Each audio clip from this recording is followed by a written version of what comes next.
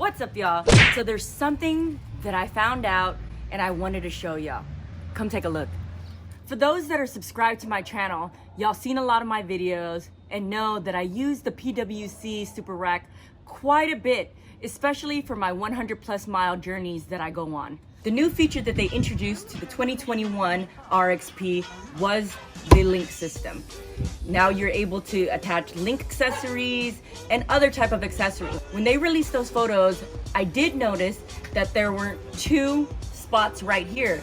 Normally there's 2 openings just that looks identical to these in this spot. And then I was thinking, well, how am I supposed to put my anchor or the reinforcement plate back here? But somebody showed me recently online, and I'm gonna show you how we can fix that. We interrupt our program to bring you this important message. Before we start this video, make sure you hit that like button down below because that helps me out with the YouTube algorithm and helps me produce more content for you guys. And if you're not subscribed already, make sure you push that subscribe button, tap that alert button so you'll get alerts whenever I upload videos. Okay, enough about that. Let's continue the video. I love you. Now back to our show. First thing we're gonna have to do is remove the seats and remove the deck.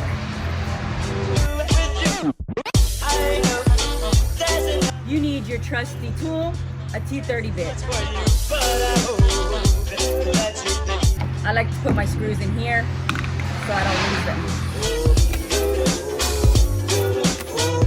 When you remove the screws, it's okay to use a drill, but make sure to not over tighten them and be careful when putting them back on.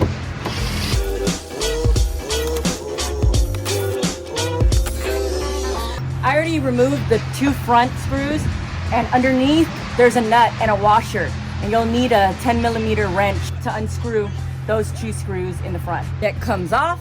As you can see by this sticker right here where it says this boat is not designed to use link ski pylon. That's probably why they covered up the extra link mounting holes. They just didn't make a hole right here. Here's the deck that we unscrewed. See how the top is right here, and this is the underneath part, the part that you sit on and faces towards the motor. This is the part that they covered up with the matting, and you see the matting right here.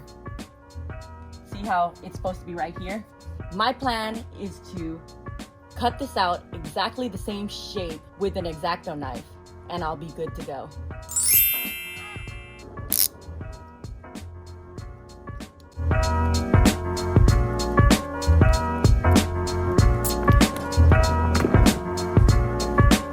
Making progress, and it's taking me a little while because I'm trying to get it a little perfect.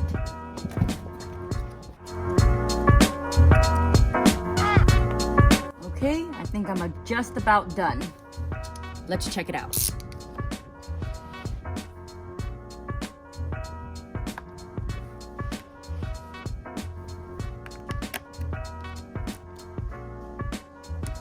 There you go. That piece removed. All I'm gonna do is clean it up a little bit, remove a little bit of the edges. What do y'all think? Looks pretty good, huh? The pictures that I seen online, all they did was cut straight across, but I wanted it to look like it came stock like this. All we gotta do is just do the other side now. But this time, I got a little cardboard to go underneath it, because that little piece of cardboard I was using earlier went through and I still cut the sheet.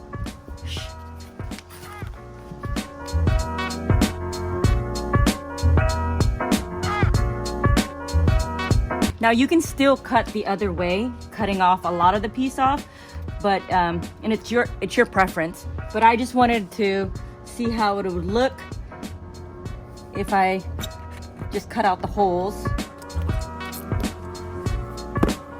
A little more cutting.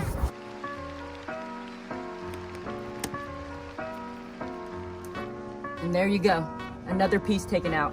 I'm just gonna clean it up and we're gonna slap this baby back on the ski. While I have this deck off, I'm going to spray this area with some lubricant.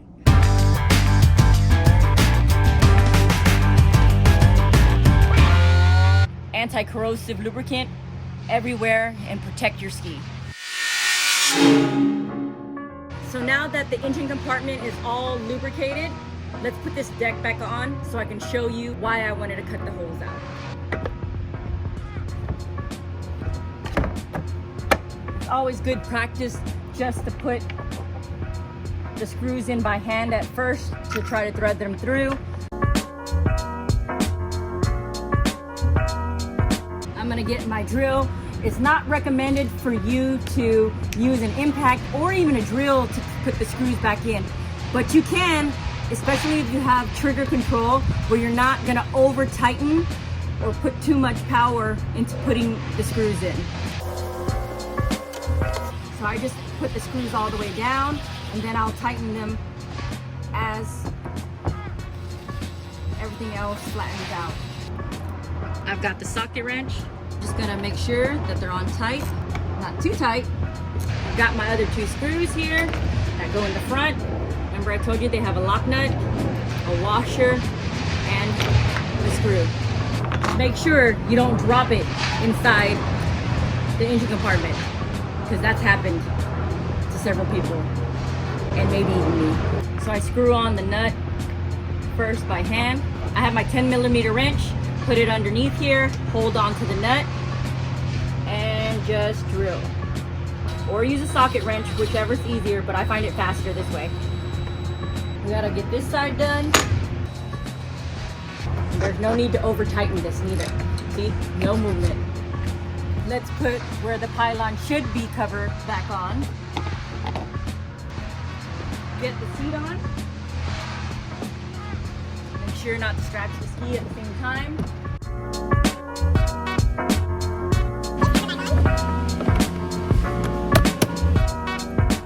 I gotta put my favorite part back on. So what I'm doing right now is pressing down hard. So hopefully it'll leave an outline indentation or marking or something, so I know where I need to cut.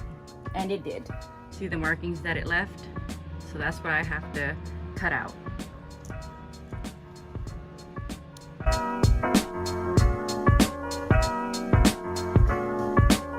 All right, let's see if it'll work now. Let's see if this fits. Looking good. All right, perfect fit. If y'all have never seen this before, this is the reinforcement plate that attaches to the PWC Super Rack fuel caddy holder or cooler holder. It just adds extra support. These mounts are plastic, but I've never had any issues with them ever. And I've jumped some waves with the rack on the back. Again, adds more security. You don't have to have it, but it's up to you. And it matches so perfectly with the ski. And to complete this, I've got to put on the rack so you can get the whole picture. I've got this matching to the T. Look how pretty this yellow goes with the ski. Isn't she a beaut? I've just got to attach the two bolts right here to connect to the reinforcement plate, and I'm ready to ride.